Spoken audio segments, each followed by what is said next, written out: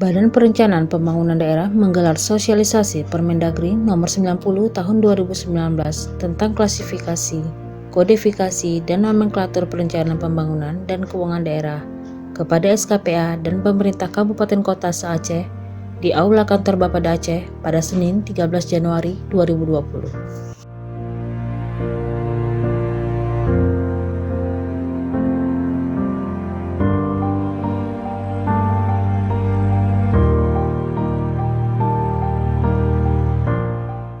Forum sosialisasi tersebut dibuka secara resmi oleh Kepala Bapeda Aceh, Insinyur Helfizdar MSI, serta turut dihadiri oleh unsur Forkopimda, para kepala SKPA, dan sekretaris daerah 23 kabupaten kota se-Aceh.